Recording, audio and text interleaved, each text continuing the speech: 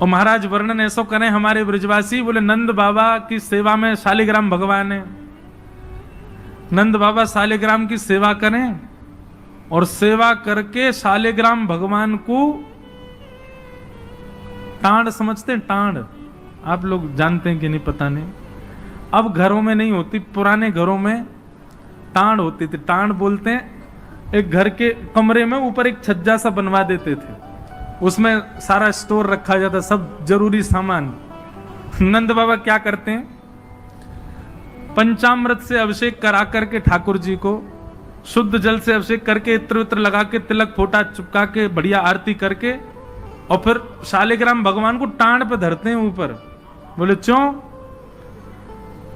बोले कन्हैया को ये गुलाब जामुन लगे और गुलाब जामुन समझ के कन्हैया मुंह में धर ले, शालिग्राम भगवान ने कन्हैया को यूं लगे, बोले कि ये रोज रोज जय जय जो है का है, ये शालिग्राम जो है का है। हमारे पिताजी पूज्य पिताजी की कथा में सुनाते हैं, बोले एक बार नंद बाबा ठाकुर जी की सेवा कर रहे,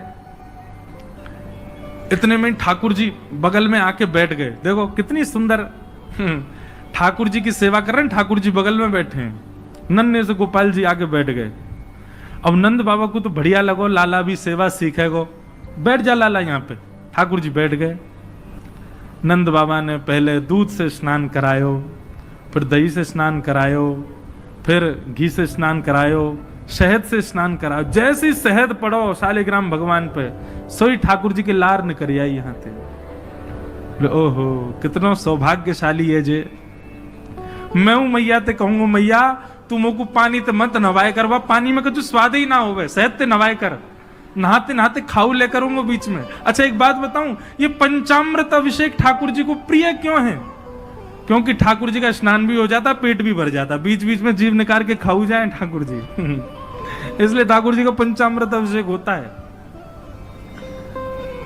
ये, और ये वास्तविकता है। अब जब ऊपर से सब पड़ता है, पहले दूध फिर घी दही शहद आदि सब ऊपर से पड़ता है, तो मुख पे होकर के आता है, तो जब यहाँ आवे so next so Thakur ji मुंह खोल के जीभ निकाल लें, बीच बीच में स्वाद भी लेते रहे। या हमारे पंचामृत अभिषेक ठाकुर जी को बड़ो प्रिय है, क्योंकि ठाकुर जी को स्वाद भी आ जाए और स्नान भी आ जाए, एक पंथ दो काज।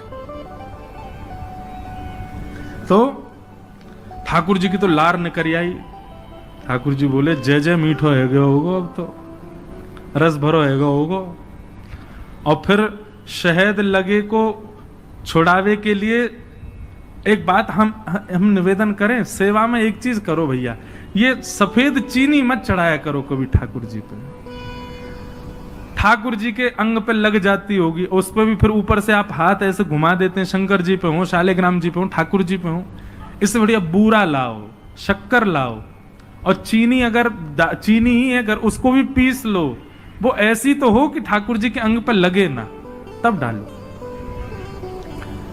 शक्कर से स्नान कराए और ठाकुर जी तो बस मुंह में पानी आ गया, बोले जय जय मीठो है गयो। अब तो नंद बाबा ने बढ़िया ठाकुर जी को श्रृंगार आदि करके और महाराज ठाकुर जी को तुलसी पधरा के चंदन वंदन लगा के, और नंद बाबा अपनी माला झोली में हाथ दे करके और जाप करने लगे। पूज्य पिताजी महाराज कहे नंद बाबा मुंह पे एक कपड़ा और डाल लें, मुख पर कपड़ा डाल के जप करने से मन एकाग्र होता है, यह भी एक साधना का एक नियम है। नंद बाबा जाप करने लगे। इतने में ठाकुर जी ने देखी बाबा तो जाप में चलोगो, अब कहां जाएगो जय जय बच के। सोई ठाकुर जी धीरे से गए और चौकी पे धरे शालिग्राम भगवान उठाए और मुंह में धर के बैठ गए, और जैसे कोई पान चूसता है ऐसे ठाकुर जी यहां से चूस रहे हैं मुंह में धर के शालिग्राम जी को, और बैठ गए नंद बाबा के बगल में आंख बंद करके। इनको ध्यान चल रहा है, बोले अभी जय जय बाहर बाहर ते चूस रहा हूं, नेक देर में अंदर की मिठास आवेगी, शहद भीतर तक चलोगो, निकर नहीं रहो, और जोर जोर से चूस रहे हैं। इतने में बाबा की माला पूरी है। जैसे ही बाबा की माला पूरी भई, बाबा ने नेत्रन से लगा के माला और अपनो कपड़ा हटायो। जय हो मेरे साले जय जय कहां चले गए? अब तो ढूंढे, पुष्प पुष्प उठा के सब देखी, ठाकुर जी है ही ना वहां पे। अरे यशोदा ठाकुर जी कहां चले गए? बगल में छोटे भगत जी बैठे हैं, वो बिल्कुल महाराज ध्यान करके बैठे हैं, या तरफ शालिग्राम जी दबा रखे हैं। लाला जी कहा है तेरे मुंह में? बोले कहा, जल्दी दिखा। नंद बाबा ने एक गुलचा बना करके जैसे ही मुंह में दियो, महाराज सोई शालिग्राम जी बाहर आ गए। नंद बाबा तो लिए उनको सिर से लगा में, रोते रोते गए, अरे यशोदा देख आज कहा भयो। बोले कहा भयो? बोले तेरो लाला उद्यमी है, हमारो लाला उद्यमी है, ये बात तो मैं स्वीकार कर चुका हूं, लेकिन इतना बड़ा उद्यमी। यशोदा मैया बोली भयो का? बोले भैया जे मक्खन खा जाए, घी खा जाए, मिश्री खा जाए, दूसरे इनके घर में जा जाके खाया वे, लेकिन आज तो यानी भगवान ही खा लिए, जय जय खा गो, हमारे शालिग्राम भगवान को खा गए। यशोदा मैया बोली वो तुमने शहद से स्नान कराए तो वह लगी होगी, मीठो है गो, जय जया खा जाओ। ठाकुर जी दूर खड़े हैं। दिन से नंद बाबा को नियम है स्नान ध्यान करके ठाकुर जी को टांड पे धर के जाएं कि लाला के हाथ नहीं पड़ जाए कहीं, नहीं तो जय जय खा जाएगा। ऐसी ठाकुर जी की मधुर लीला, इतनी भाव में लीला ठाकुर जी की चल रही है कि सब रीझ जाते हैं। बंधुओं कभी कभी तो इन लीलाओं को सुन करके, कह करके और अनुभव करके तो नेत्र सजल हो जाते हैं। ये परब्रह्म परमात्मा प्रेम के पूर्ण स्वरूप बन के आए। आहा वर्णन करते हैं ठाकुर जी ने चोरी का मन बनाया। क्यों? बंधुओं भगवान के काल में कंस राजा ने ब्रजवासियों के ऊपर कर लगाया था, टैक्स। और क्या टैक्स था कि आप सब लोग अपने घर में गैयाओं को पालो, सारा खर्चा स्वयं करो, और जितना दूध घी दही होगा उसका 70-80% सब मथुरा जाकर के कर के रूप में जमा करना पड़ेगा। मथुरा के लोगों को और बड़े बड़े शहर के लोगों को गैया पालनी नहीं पड़ती थी, ब्रजवासी पालन करके सारा दूध घी दही देते थे। फिर कंस के लोग जो थे वो उसको बेचते थे, उससे धन कमाता था कंस। ब्रजवासी बेचारे गैया को अपने घर में रखते, उसका पूरा ध्यान रखते, और जितना दूध निकलता 70-80% सब कंस को देना पड़ता, थोड़ा थोड़ा बचता ब्रजवासियों के पास। लेकिन नंद बाबा ब्रज के राजा थे, इसलिए उनको छूट थी। वो 9 लाख गैयाओं के मालिक थे, उनके यहां इतना कर नहीं था। एक दिन ठाकुर जी सब ग्वाल बालों के संग खेल रहे थे, खेल खेल में ग्वाल बाल ने गिर गए तो रोने लगे। ठाकुर जी बोले अरे तुम दूध घी दही खावे वारे, ऐसे कब गिर जाओ? ठाकुर सब बोले लाला तू खावे दूध घी दही, हमें तो खावे कोई ना मिले, हफ्ता में एक बार मिले बस। क्यों? बोले सब कंस के यहां जमा करवाना पड़े। तब ठाकुर जी ने मन बनाया कि भैया ये दूध घी दही हमारो धन है और ये साक्षात अमृत है, ये राक्षस के पास नहीं जाना चाहिए। सबने कही लाला कौन मारेगो तेरी बात है, कोई ना मानेगो, नेक्स्ट हो तू 3.5 बरस को तेरी बातन को कौन मानेगो। ठाकुर जी बोले बड़े है के तो सबन को माननी पड़ेगी, लेकिन अभी से मुंह को रोक तो करनी पड़ेगी, तो क्या करें? तो बोले अभी बाल अवस्था है, राजी राजी नहीं मानते तो चोरी करके मानेंगे। सबके घरन से जब हम गौरस चोरी कर लेंगे तो फिर कंस को कहा देना पड़ेगा, कछु भी नहीं। कंस तो कह देंगे भैया चोरी है रही है हमारे यहाँ, चोर को ढूंढो, और चोर हमको ढूंढ ही ना पावेगो, कंस हमको ढूंढ ही ना पावेगो, तो हम चोरी करेंगे। सब ग्वाल बालन को ठाकुर जी ने सिखा पढ़ा दिया और ठाकुर जी ने चोरी करना प्रारंभ किया। सबसे पहले ठाकुर जी ने चोरी अपने घर में करी। यशोदा मैया ने वहां ठाकुर जी पकड़ लिए। तो ठाकुर जी बोले अपने घर में तो मिशन फेल भयो, अब गोपीन के घर में जानो शुरू करो। ठाकुर जी ने अपनी रजिस्टर्ड एक संस्था बना ली, बाल गोपाल चौर प्रचार प्रसार मंडल, और उसके अधिपति, उसके प्रेसिडेंट बने 3.5 वर्षीय श्री कृष्ण। जैसे ही कोई बालक ब्रजमंडल में जन्म लेता है, तो जैसे बालक जन्म लेता है तो रिश्तेदार नातेदार आते हैं, उसके बाद फिर आशीष देने वाली एक प्रजाति के लोग भी आते हैं, सब घरों में आते हैं। और जब सब चले जाते हैं तब बाल गोपाल चौर प्रचार प्रसार मंडल आता है, और वो मंडल आकर के साथ में गौरज लेकर के आते हैं ठाकुर जी, गौ के खुर की रज, और उस रज से उस बालक का तिलक कर देते हैं। तिलक का करें, बोले 3 साल और इंतजार है, फिर ये हमारी मंडली में ये भी आ जाएगा। जे भी हमारी तरह चोर बनेगा। उसका जन्म लेते ही उसका रजिस्ट्रेशन कर जाते हैं ठाकुर जी। बड़ी अद्भुत लीला है ब्रज की। आहा, ठाकुर जी दूसरे के घरन में जाके चोरी करने लगे। ऐसा ऊधम, ऐसा उत्पात पूरे गोकुल में, महाराज नाक में दम है गयो। सब गोपी परेशान है गई, सास ननद डांट रही हैं, पति डांट रहे हैं, अरे कंस कौदना हमारे यहां सैनिक भेज के मरवा देगो, हमारे यहां से इतने दिन से मक्खन नहीं गयो है। गोपियां सब चिंतित भी होती हैं, लेकिन सबको अच्छा भी लगता है, कन्हैया आके चोरी करते हैं। तभी उन गोपियों में एक गोपी थी, उसका नाम था प्रभावती। प्रभावती गोपी एक दिन सब गोपियों से बैठ करके चर्चा, सब गोपियां कह रही थी मेरे घर की तो ऐसे कर गो, मेरे यहां तो ऐसी मटकी फोड़ गयो, मेरे यहां ऐसा माखन चुरा गयो। प्रभावती व्यंग में हंसने लगी, हंस करके बोली आज तक मेरे यहां दृष्टि भी नहीं डाली उस कन्हैया ने। अरे तेरो घर कैसे बच गयो? बोले अरे कन्हैया को अपने प्राण प्यारे होंगे तो मेरे घर के आसपास भी नहीं आवेगो, वो जाने ना है मेरो नाम प्रभावती है। अब ये बात गोपी कह रही थी सब सखियों से, इतने में ही वहीं एक बालक था, वो ठाकुर जी का मित्र था।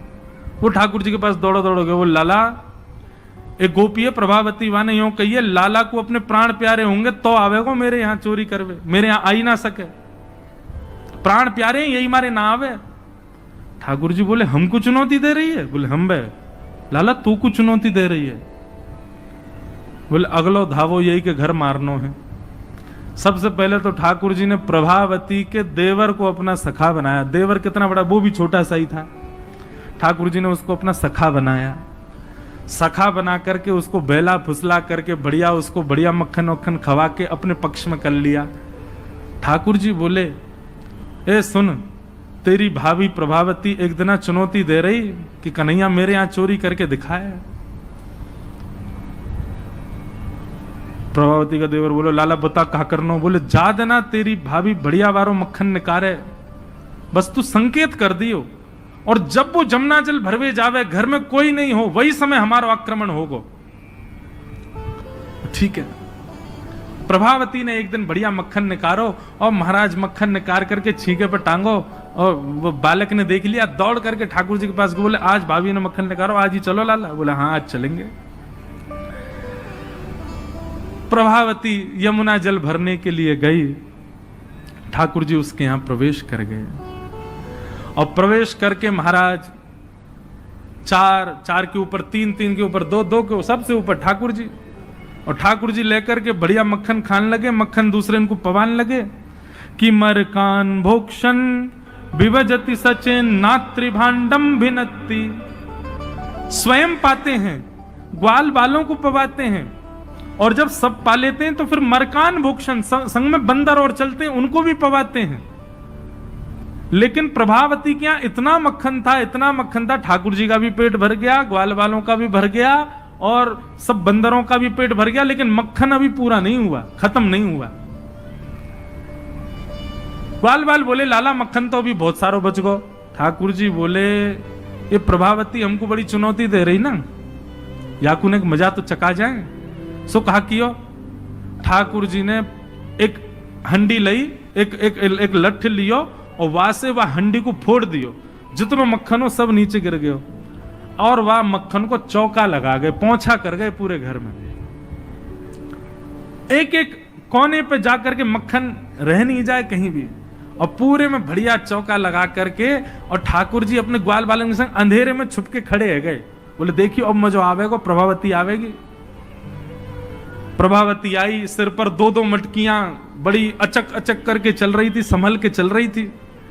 जैसे ही माने द्वार खोलो, और द्वार खोलते ही अपना पाम भीतर धरो, इतने में ही भोपाल शताब्दी की तरह ऐसी रिपटी महाराज, ऐसी रिपटी सिर में लगी, कमर में लगी, हाथ पाम बाकी सब रहे कह गए, और गिरी सो गिरी।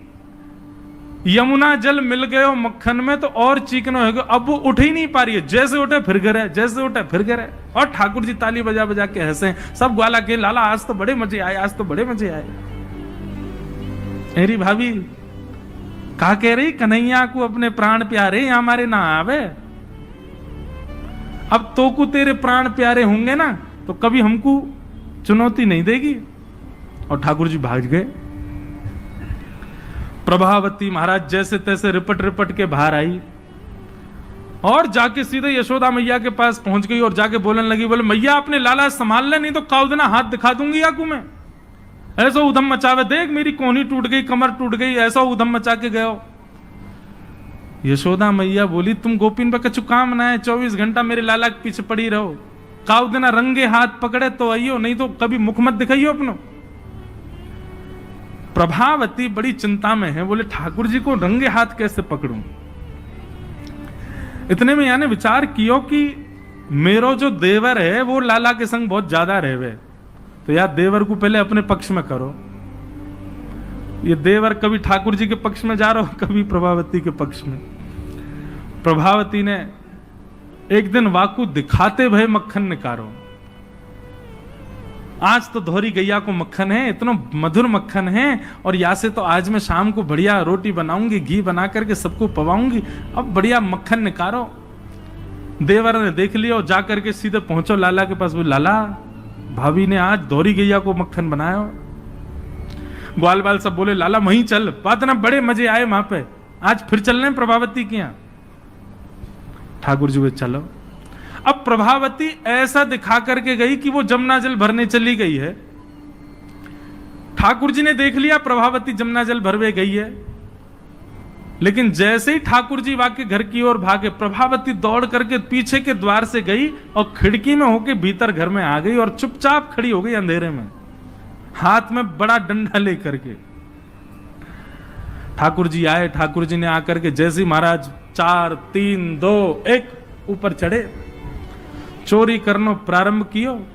ठाकुर जी जब पूर्ण रूपेण व्यस्त हो गए चोरी में, तब प्रभावती अपना डंडा लेकर के निकली। दारी क्यों तुम्हें बताऊं। और जैसी प्रभावती आई, महाराज नीचे वाले सबसे पहले भागे, और नीचे वाले भागे तो ऊपर वाले सब गिर गए, ठाकुर जी लटक गए ऊपर। अब बाकी के सब तो वहां से भाज गए, ठाकुर जी रह गए। अब नीचे प्रभावती खड़ी है, आजा लाला तो बताऊं मैं, प्राण प्यारे देख देख देख प्रभावती तू सही ना कर रही है, तू जाने ना है मैं जय जय हूं। बोले तेरी जय जय तो मैं निकारूंगी, नीचे आ पहले तू। जैसे तैसे करके ठाकुर जी नीचे उतरे। प्रभावती बोले देख तुम तो को मुंह पे दया ना आवे, मैं कितनो सीधो साधो भोरो सो प्यारो सो, देख मैं तू वचन दूं आज के बाद नहीं आऊंगा तेरे घर, तू अब कछु मत करे, तू मुंह को मारे मत। बोले ना ना मारूंगी ना लाला, इतना कोमल सो मेरो लाला, वाकू कैसे मार सकूं मैं। ठाकुर जी बोले हाँ जी तो मैं मुंह मारी हूं मत। बोले मारूंगी ना तो को पकड़ के यशोदा को दे के आऊंगी आज मैं, वो बतावेगी तो। बोले या तो बढ़िया तो तू मार ले मोह, लेकिन यशोदा मैया के पास मत ले जा, ऐसा मत करे। बोले ना आज तो तू यशोदा ही बतावेगी तो। और ठाकुर जी को हाथ पकड़ करके महाराज प्रभावती पूरे गोकुल में हल्ला करती भाई जा रही है, और घूंघट करके, घूंघट पकड़ रखो एक हाथ से, दूसरे हाथ से ठाकुर जी पकड़ रखे, और सबरे गोकुल में हल्ला। देख लो रे सबरे गोकुल वासियों, जे नंद जी को लाला, यशोदा मैया को छोरा, ये घर घर जाके चोरी करे। यशोदा मैया कह रही रंगे हाथ पकड़ो तो बताइयो, आज पकड़ लियो या को ठिकाने लगाऊंगी मैं। ठाकुर जी बोले जे तो भैया बड़ी निंदा है रही हमारी। इतने में ही ठाकुर जी बोले ए प्रभावती कहा बात है। बोले देखते ना इतनी जोर से मेरो हाथ पकड़ रखो, मेरो हाथ नीलो पड़ गयो, रक्त पूरा रुक गयो है, तू इतनी जोर से मत पकड़े, तू एक काम कर मेरो जे हाथ छोड़ दे दूसरा हाथ पकड़ ले। प्रभावती बोले नहीं तू भाग जाएगा, तेरी सौगंध खा के कह रहा हूं मैं नहीं भागूंगा, तू मेरो एक हाथ छोड़ दूसरा पकड़ ले। प्रभावती चलती जा रही है और चलते चलते माने 3.5 वर्ष के छोटे से ठाकुर जी चलते चलते माने जैसे मन बनायो कि हाथ दूसरा लाऊं, ठाकुर जी ने पीछे चल रहे ग्वाल बालन में प्रभावती के देवर को इशारा क्यों यहाँ पे आ, वो ठाकुर जी की उम्र को ही है। ठाकुर जी ने वाको हाथ पकड़ लियो। प्रभावती अब देख तू मेरा दूसरा हाथ पकड़ जल्दी कर। प्रभावती चलते चलते बोली ला दूसरा हाथ दे। दूसरे हाथ के चक्कर में ठाकुर जी ने वह के देवर को हाथ पकड़ा दिया, और पकड़ा करके ठाकुर जी गली मोहल्ला कूचेन में कूदते भय सीधे नंद भवन पहुंच गए। और हाथ पांव धो के सीधे यशोदा मैया की गोद में, मैया इस सबरी गोपी मेरे पीछे काहे को पड़ी रहे? अरे मेरो लाला बड़ो मलूक है, हमारे पीछे पड़ी रहे। मैया रोज कोई गोपी आ जाए, मुंह को तो लगे आज भी कोई गोपी आवेगी तो उसे शिकायत करवे। मैया बोली आन देदारी की मैं बताऊंगी। हाँ मैया तू मुंह को अपना दूध पिला दे। और ठाकुर जी तो इतने लाड़ प्यार में आ गए, मैया गोद में बैठ के दूध पीने लगे। इतने में ही प्रभावती आई, देख यशोदा मैया तू कह रही कि अपने लाला को रंगे हाथ पकड़ के लाई, आज देख तेरा लाला पकड़ के लाई हूं मैं। ठाकुर जी बोले देख ले मैया, मैं तो कह रहा हूं ना कोई गोपी आ रही होगी, आ गई। मैया तू एक काम कर दे। बोले कहा, मैं तू और बाबा हम तीनों कहीं और ही चले जाएं, ये गोपी हमको जीन ना दे रही है। इनको यूं लगे कि तेरो लाला इतना सुंदर काहे को है, ये चिढ़ के मारे आ जाए रोज। मैया बोली लाला तू पीछे खड़ो रहे यार, गोपी है तो मैं देख के आऊं। मैया नीचे गई, कहा बात क्यों चिल्ला रही है घूंघट में, देख तेरो लाला आज रंगे हाथ पकड़ो। मैंने तो या को कुछ नहीं कही है, लेकिन तेरे हवाले छोड़ के जा रही हूं। मैया यार सबक सिखाइयो आज। मैया बोली कौन है? बोले तेरो लाला। बोले देख तो सही कौन है। प्रभावती ने घूंघट उठा के देखो तो वही के देवर को हाथ। प्रभावती बंदर तू कहां से आयो, भाज गयो। अब तो यशोदा मैया ने खूब सुनाई। बोले नहीं नहीं मैया मैंने तुम्हारे लाला ही पकड़ो। बोले तू झूठ बोले, मेरो लाला तो अभी दूध पी रहा मेरी गोदी में बैठ के। कन्हैया इतने में ठाकुर जी आए भी तो, हाँ मैया कहा कर रहे हो तू? मैया मैं तो तेरी गोद में बैठो दूध पी रहा। मैया ये सबरी गोपी मेरे पीछे पड़ी रहे, मैं कहा बताऊं, इन लोगन की तो ऐसी आदत है गई है, और ये प्रभावती तो सबसे ज्यादा। मैया ने खूब डांटी। प्रभावती बोले ये हुआ कैसे? प्रभावती बोले अच्छा मैया क्षमा कर दो मैं जाऊं। प्रभावती चली गई। ठाकुर जी बोले मैया मैं 2 मिनट में आऊं, अभी ने सखांत में ले आऊं। जैसे ही प्रभावती ने दूर पहुंचे सो ठाकुर जी आए आगे से, और प्रभावती के आगे आगे खड़े हो गए। कहो जी कैसी रही आज? प्रभावती बोली तेने ही कियो कैसे? बोले मैंने कैसे कियो वो मत पूछे, लेकिन मैं तू को चुनौती देवे आया हूं। आज तेने मेरो हाथ पकड़ो तो मैंने अपनो हाथ देवर में बदल दियो। कल को अगर तेने मुझे पकड़ो तो तेरो हाथ मेरो हाथ खसम में बदल जाएगा। देवर से तेरे पति को हाथ आ जाएगा हाथ में। तू जाने ना नंद जी को लाला हूं मैं।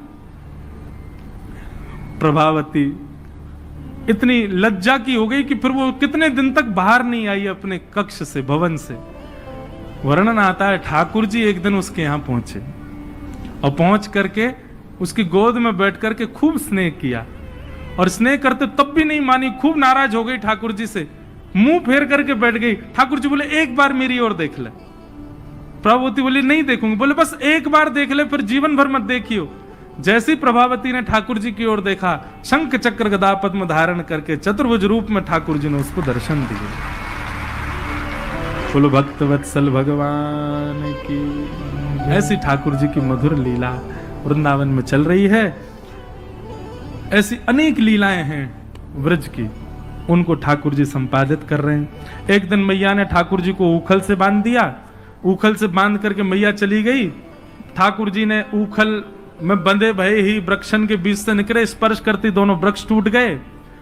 कुबेर के पुत्र नलकुवर मणिग्रीव प्रकट हो गए। दोनों ने भगवान की स्तुति गाई। ठाकुर जी ने दोनों को क्षमा किया। और ये बात जान करके नंद बाबा उन्होंने मन बनाया कि अब हम गोकुल में नहीं रहेंगे। और नंद बाबा के छोटे भैया ने एक दूसरे वन का नाम बताया जिसका नाम है वृंदावन। और ठाकुर जी, नंद बाबा और यशोदा मैया सब ने वृंदावन जाने को मन बनायो।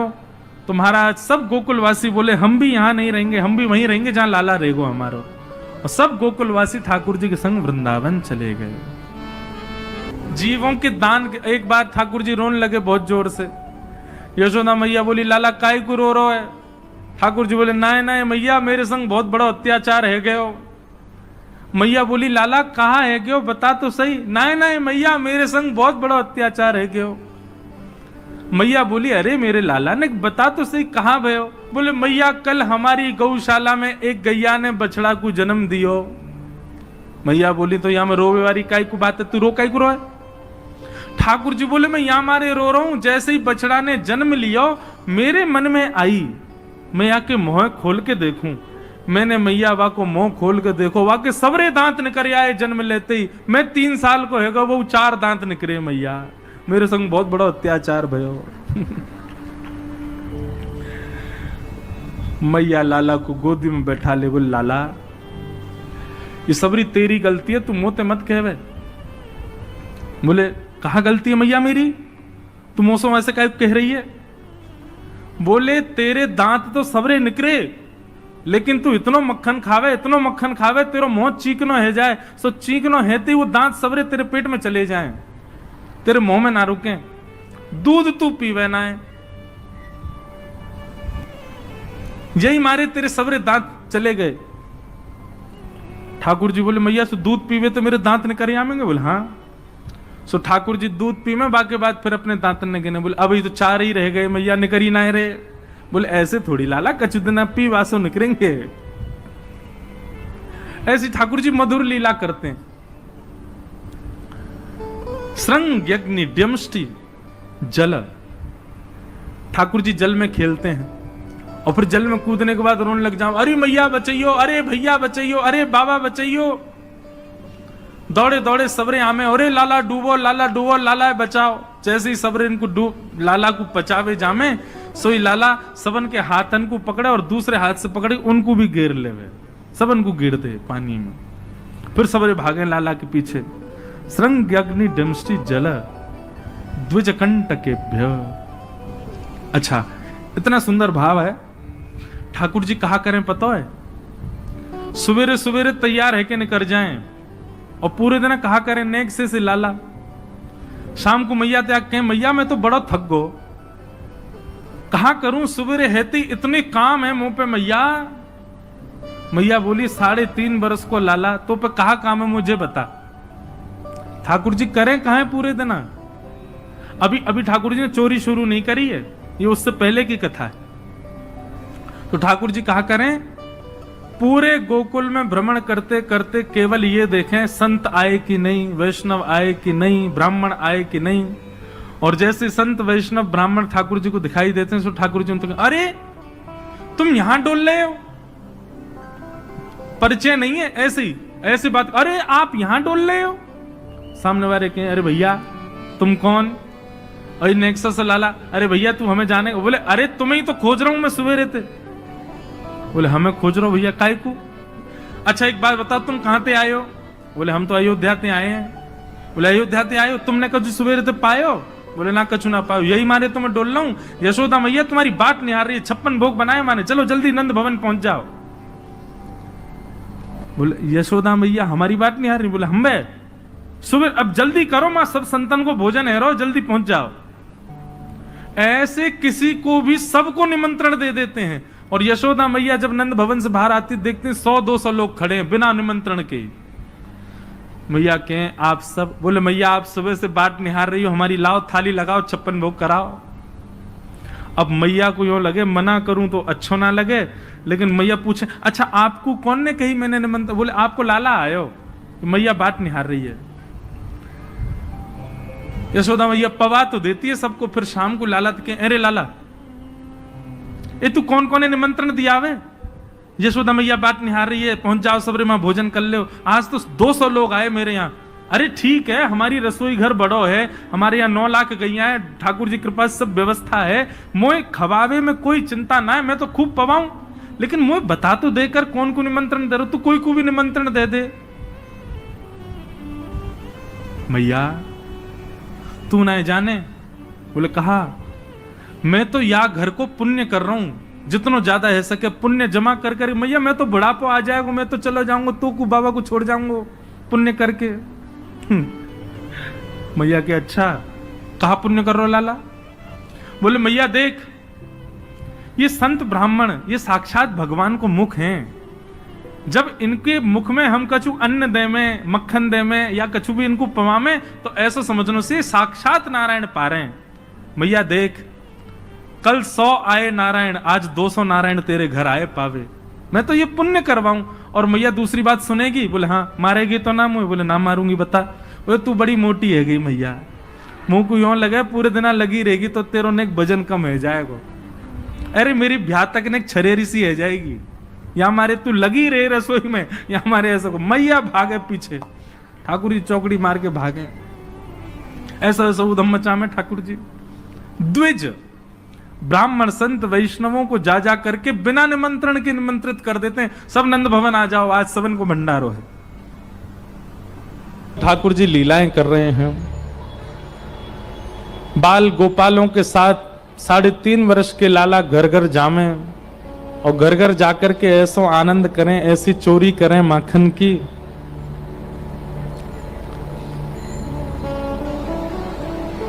माखन क्यों चुराते हैं ठाकुर जी? बंधुओं एक बात बहुत ध्यान से सुनिएगा। ठाकुर जी ने मन में विचार किया कि भाई आगामी समय में कलयुग आने वाला है, बहुत सावधानी से सुनो। कलयुग आने वाला है और कलयुग में जीव ज्ञान से मेरी प्राप्ति कर पाएगा, उसमें कहीं ना कहीं संशय है। वैराग्य से भगवत प्राप्ति में भी कहीं ना कहीं संशय है, ज्ञान से भी संशय है, मर्यादाओं से भी संशय है, यज्ञ से भी संशय है। सब भावों में कहीं ना कहीं संशय विद्यमान है भगवत प्राप्ति में। इसलिए ठाकुर जी ने विचार किया कि मेरी प्राप्ति के लिए सहज सरल उपाय है प्रेम, और वो प्रेम सहज सरल उपाय के लिए मुझे भी प्रेम प्रस्तुत करना पड़ेगा। हमारे भाई लोग सब थोड़ा शांत हो जाएं, कथा चल रही है, नेक्स्ट सबसे निवेदन कर दो थोड़ी शांति से सब बैठ जाएं, बहुत ध्यानपूर्वक सुनिए, नहीं तो आपके जीवन में सदा संशय बना रहता है ठाकुर जी की लीलाओं को लेकर के। श्री कृष्ण ने विचार किया कि अभी कलयुग आने वाला है, कलयुग में ज्ञान में मेरी प्राप्ति में संशय है, वैराग्य में भी संशय है, विरक्ति में भी संशय है, सब प्रकार से मेरी प्राप्ति में कहीं ना कहीं संशय है मुझे कि लोग मेरी प्राप्ति नहीं कर पाएंगे। इसलिए ऐसा कुछ करना पड़े जिससे कलयुग के लोग सहजता से मेरी प्राप्ति कर लें। उसके लिए ठाकुर जी ने प्रेम पथ चुना, और प्रेम में व्यक्ति बड़ा होकर के, विशाल होकर के, ऐश्वर्यवान होकर के प्रेम नहीं दिखा सकता। प्रेम में तो सहज बनना पड़ता है, प्रेम में तो सरलता होती है, सहजता होती है, निर्मलता होती है, दैन्यता होती है, वो प्रेम है। इसलिए ठाकुर जी ने ये बाल लीलाएं की ताकि इन लीलाओं को सुनकर के सामान्य से सामान्य, अत्यंत ज्ञानी व्यक्ति भी नहीं हो, वो भी मेरी प्राप्ति बहुत सरलता सहजता से कर ले। हमारे पंढरपुर में श्री विट्ठल भगवान के लिए कहा जाता है कि श्री पंडरीनाथ भगवान सीधे साधे भक्तों के ठाकुर जी हैं, बहुत सरल, बहुत सीधे, बहुत निर्मल हृदय के ज्यादातर वैष्णव जाते हैं ठाकुर जी का दर्शन करने के लिए।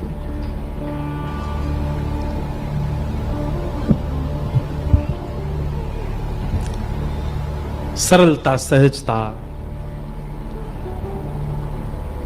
उसी से ही मेरी प्राप्ति संभव है कलयुग में। इसलिए ठाकुर जी ने ये बाल लीलाएं की हैं।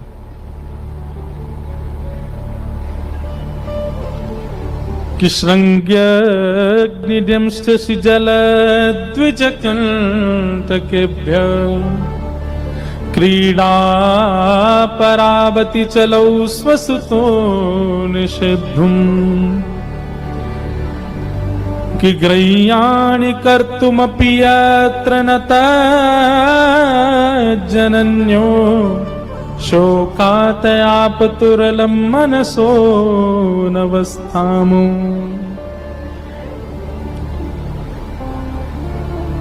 अद्भुत लीला है। एक बार ठाकुर जी रोते रोते गए यशोदा मैया के पास। मैया बोली, लाला का बात है, काय क्यों रो रहे हो? ठाकुर जी बोले, मैया मेरे संग बहुत बड़ा अत्याचार भयो। मैया बोली, तेरे संग कहा अत्याचार भयो? बोले, मेरे संग ये अत्याचार भयो कि मैया मैं 3.5 बरस को है गयो और अभी तक मेरे सबरे दांत नहीं निकल के आए, और मैंने देखी एक गैया को बछड़ा कछु दिना पहले भयो या के सबरे दांत आ गए, मेरे दांत क्यों ना निकल के आए मैया? मैया बोली लाला तू छोटो है अभी, या हमारे नाने करे। ठाकुर जी बोले मैया मो सबरी बात पता हो। बोले कहा पता हो? बोले गैया जो है का है वो चारों खावे, भूसो खावे, और वहां के गर्भ में जो बालक रह का है वो खूब तंदुरुस्त हिष्ट पुष्ट है जाए। लेकिन मैया तेने जरूर रोटी सब्जी खाई होंगी जब मैं गर्भ में रहे होंगे, या हमारे मेरे 2 ही दांत निकले अभी तक। मैया बोली वाह लाला कहा बात ढूंढ के। मैया बोली तू लाला मक्खन खावे, दूध पिए कर, मक्खन ते चिकनो है जाए तेरो मुंह, दांत तेरे निकले लेकिन पेट में चले जाए। ठाकुर जी ने उस दिन से परहेज कर लिया, मक्खन नहीं खाऊंगा, दूध ही दूध पीते हैं पूरे दिन। और पूरे दिन दूध पी के फिर मणि में जाके देखते मेरे कितने दांत निकल आए। व्यमष्टि,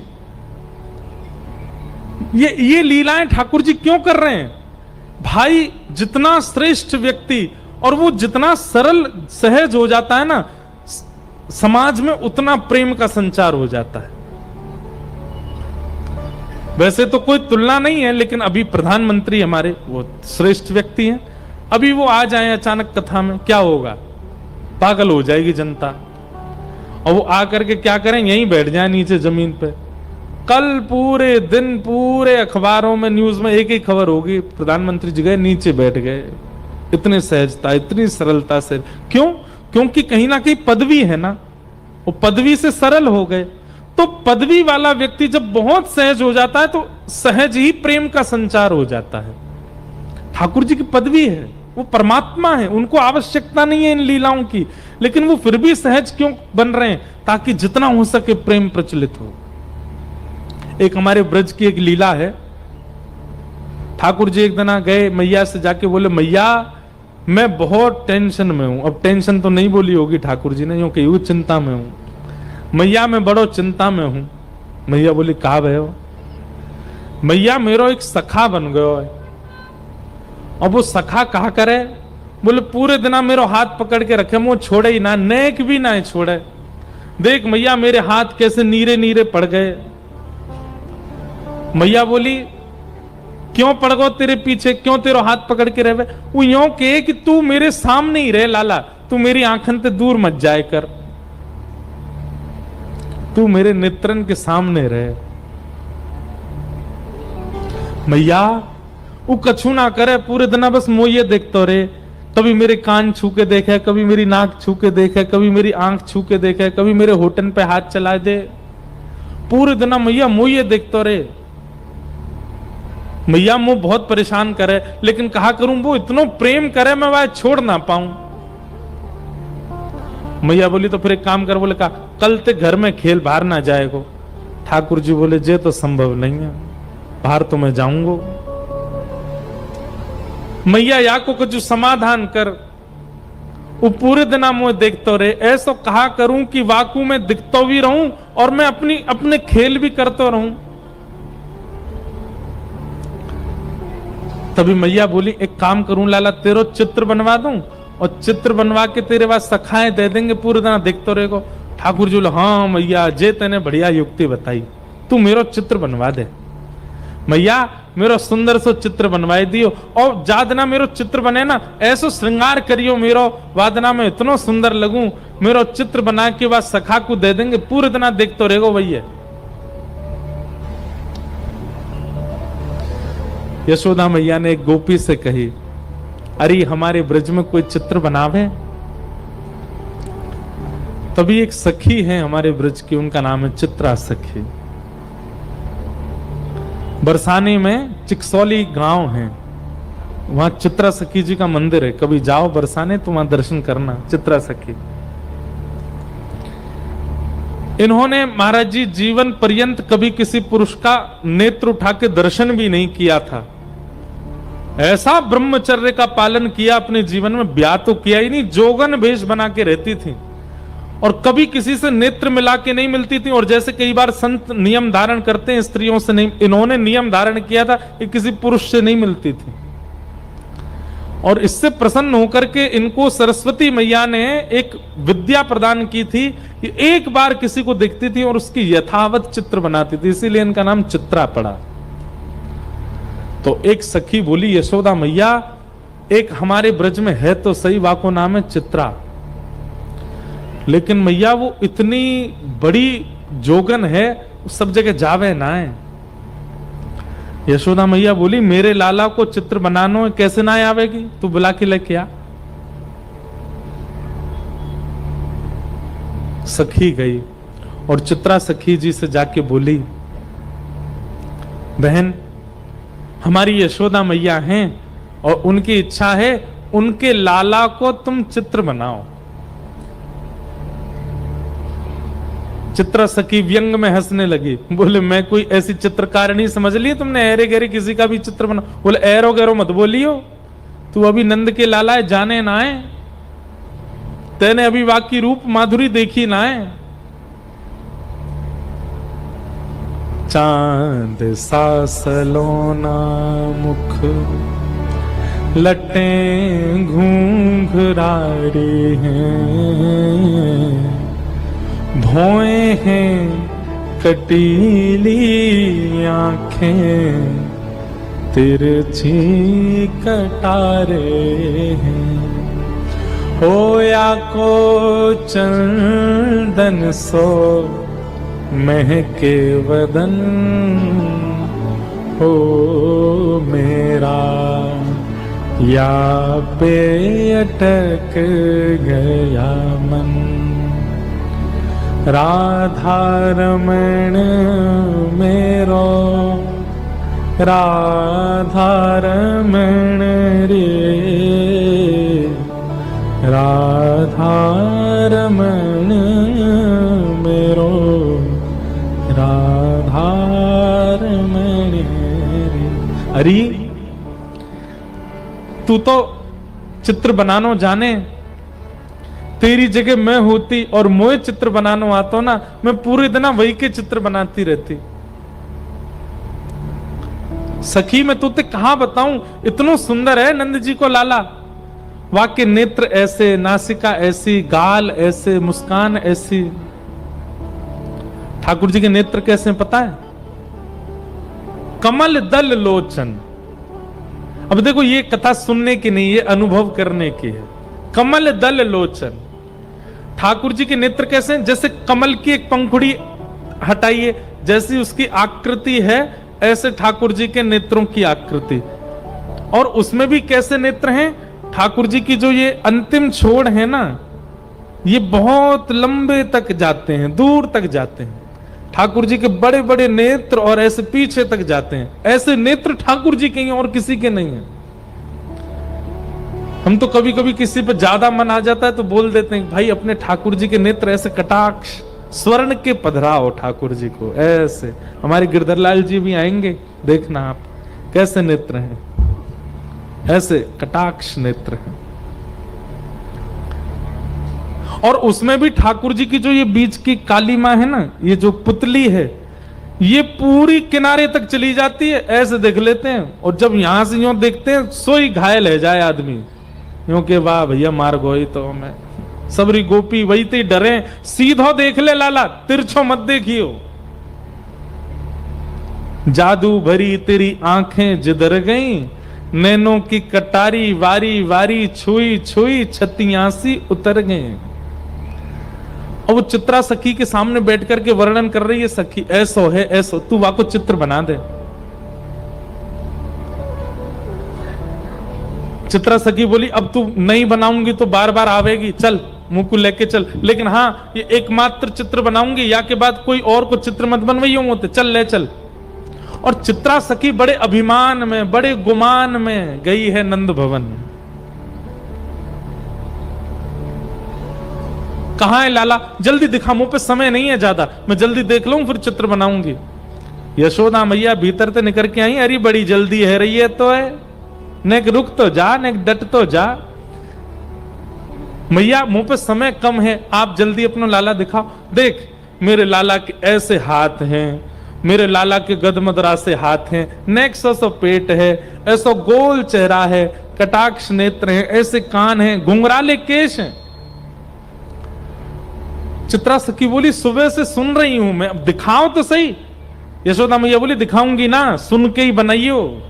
बोलो भाई ये कौन सी बात है, मैं देख के बनाऊंगी?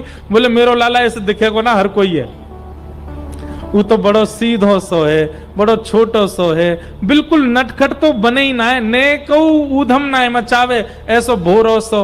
और तूने कहीं जोर तो देख लियो मेरो लाला छोटो सो है, सांवलो सो है, गोल मुख है, पीतांबरी पहने, बड़ो भोरो है मेरो लाला। तो इतने में ठाकुर जी ने कहा कि सबरी अपनी पीतांबरी वगैरह उतारी, सबरे अपने आभूषण उतारे और बिल्कुल नितंग नंगे है गए, और नंगे है के ऐसे पर्दा खोल दियो और खोल करके यूं खड़े है गए। अब चित्रा सखी सुन रही है यशोदा मैया को, और तुरंत नजर ऊपर गई, सो ठाकुर जी वहां तो बिल्कुल निर्वस्त्र रह करके खड़े हैं। मैया तुम्हारो लाला पीतांबरी पहने? बोले हाँ। तुम्हारो लाला बड़ा भोरो है? बोले हाँ। जे तो ने को भोरो ना है।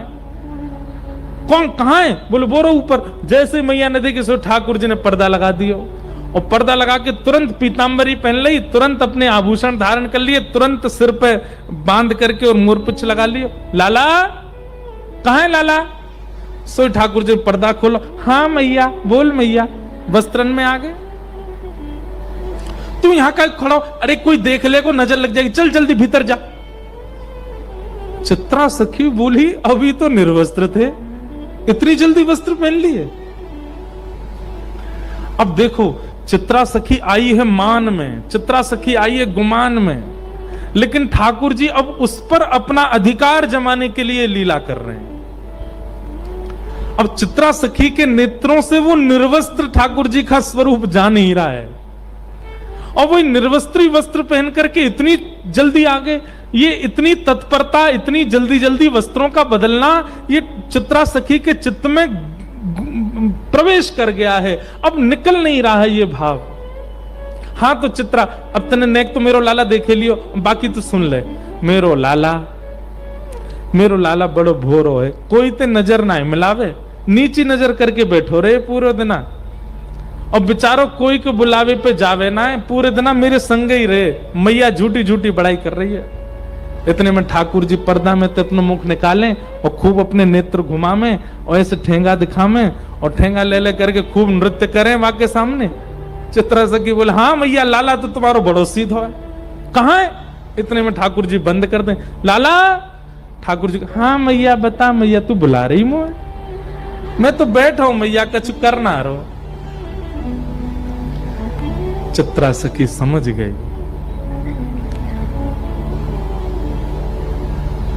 मैं सामान्य नहीं हूं, मेरे नेत्रों में किसी की छवि आ जाती है पर चित्त में नहीं आती है। ये कौन है जो मेरे चित्त में बैठ गया है?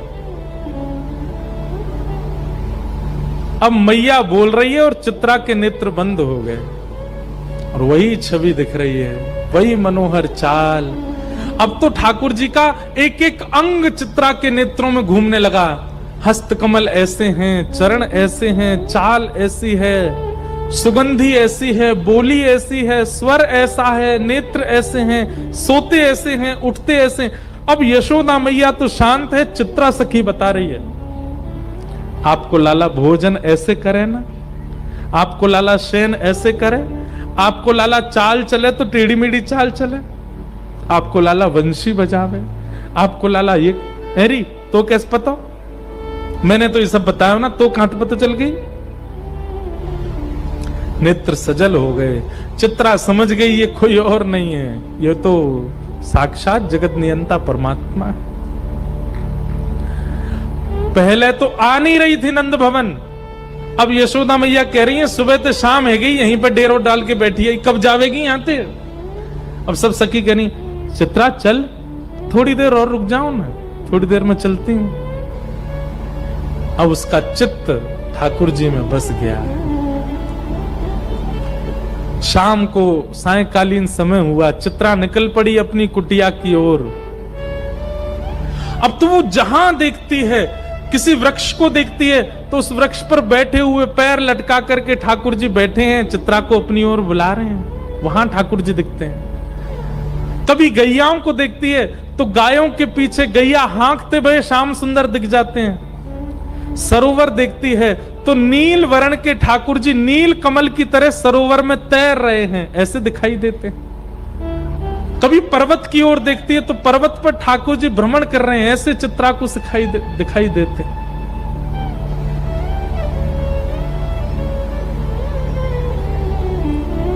और चित्रा जहां ठाकुर जी को देखती है, ये देखो श्याम, ये देखो श्याम, यही तो है मेरे जीवन प्राण। ये देखो श्याम, ये देखो श्याम, यही तो है मेरे नैना भी राम, बंक मुस्कान, नैना भी राम, पंख मुस्कान, बौह मरोड़ लजावत काम, बौह मरोड़ लजावत काम। ये देखो श्याम, ये देखो श्याम, यही तो है मेरे जीवन प्राण। ये देखो श्याम, ये देखो श्याम, यही तो है मेरे जीवन प्राण। और चित्रा सखी अपनी कुटिया पर पहुंच गई, बस नेत्रों से नीर बह रहे हैं। जैसे मीराबाई कहती है ना, कलम धरत मेरो कर कांपत है। ठाकुर जी का चित्र बनाना चाहती है पर उसके हाथ कांप रहे हैं, उसका मन घबरा रहा है। जो मेरे चित्त में है वो चित्र में कैसे आएगा? अब उसे ऐसा भय लग रहा है कि मैंने कहीं चित्र में बना दिया तो कहीं वो चित्त से ना निकल जाए। जैसे तैसे चित्रा ने भगवान का स्वरूप बनाया और ऐसा स्वरूप बनाया कि मानो प्रत्यक्ष श्याम सुंदर उस चित्र में आ गए हों। बहुत दिनों तक यशोदा मैया बुलाती रही और चित्रा उस चित्र को ही अपने हृदय से लगा करके बैठी रहती है।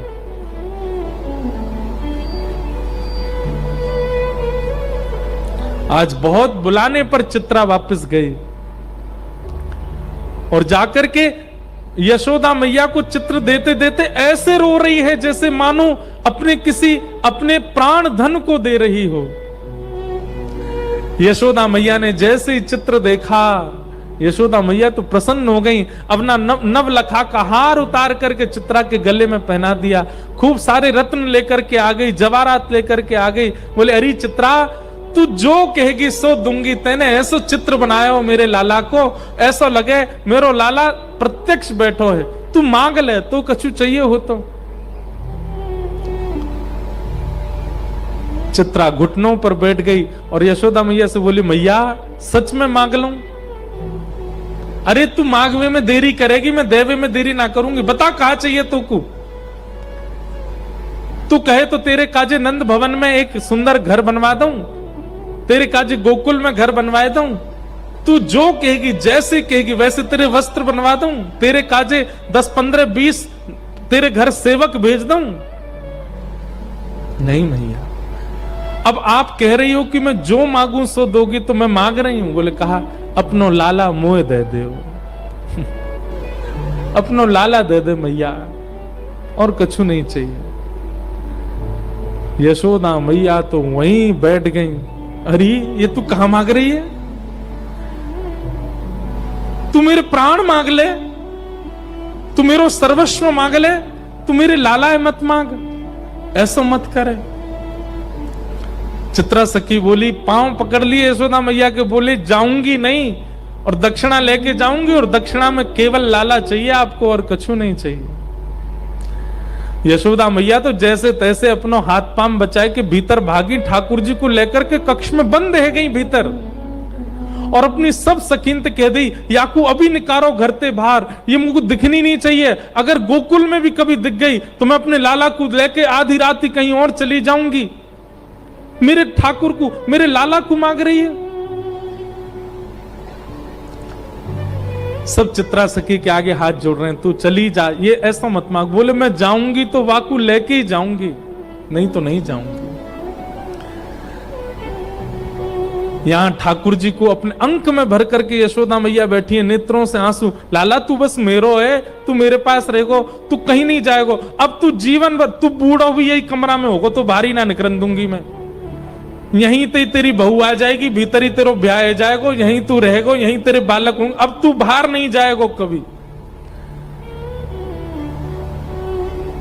कितने सुंदर हैं श्याम सुंदर। यशोदा मैया के अंक में भर गए। बोले मैया तू मेरी एक बात मानेगी? बोले कहा, मो एक बार जान दे, मैं यहाँ चित्रा ते सामने बैठ के मिलके तो आऊं, या तो मेरी बात तो होने दे मैया, तो एक बार मो बाहर जान दे, और मैं तो सांची कह रहा हूं सब ठीक है जाएगो ना, बिल्कुल ना जान दूंगी। तो ले जाएगी पकड़ के। बोले ना मैया तू बस यहीं बैठी रहे, मो एक बार जान दे। ठाकुर जी निकल करके बाहर, नन्हे से ठाकुर जी 4 वर्ष के हैं बस, और जैसे ही निकल करके बाहर आए, चित्रा सखी तो फूट फूट करके रो रही है, अपनी भुजा पसार के कह रही आ जाओ श्याम सुंदर, चलो ले चलूं आपको। ठाकुर जी आए, चित्रा सखी के अंक में भर गए, और जैसे अंक में लिया लाल जी को, शरीर कंपायमान होने लगा, नेत्र अविरल अश्रुधार, शरीर पिघलने जैसी स्थिति में आ गया चित्रा सखी का। हे श्याम सुंदर अब दूर मत जाओ। ठाकुर जी बोले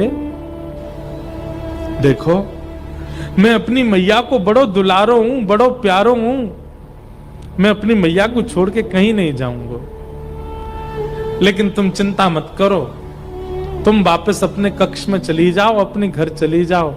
मैं वचन दे रहा हूं, तुम जब जब मुंह को याद करके जहां दृष्टि घुमाओगी वहीं तुमको दिखाई दूंगा, मैं सदा तुमको दिखता रहूंगा, एक क्षण के लिए भी तुम्हारे नेत्रन से दूर नहीं जाऊंगा। और अब मैं तुमसे राजी है गया हूं, तुम निकुंज में प्रवेश कर जाओ, और निकुंज में मेरी और किशोरी जी की नित्य लीला चलती है, वहां लीला में जाके मेरा और किशोरी जी को श्रृंगार को अधिकार तुम संभालो, मैं तो तुम्हें परखना चाह रहा हूं।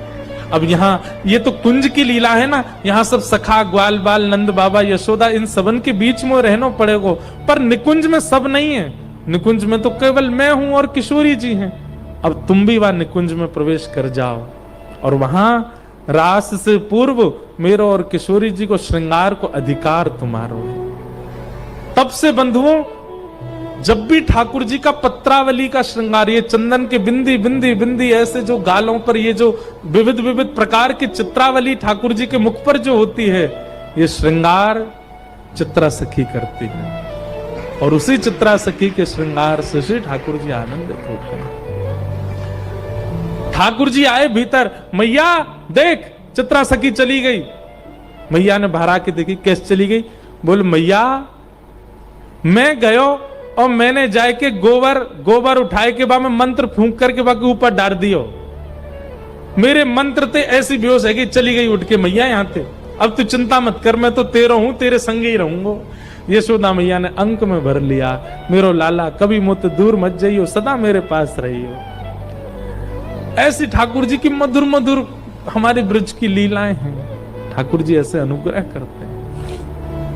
ये देखो श्याम, ये देखो श्याम, यही तो है मेरे जीवन प्राण। गाइए, ये देखो श्याम, ये देखो श्याम, यही तो है मेरे जीवन। भैया महाराष्ट्रवासी प्रार्थना चित्रा सखी को नहीं दिए यशोदा मैया ने लाला, लेकिन आपके महाराष्ट्र में आकर के विराजमान हो गए हैं श्री पंडरीनाथ के रूप में।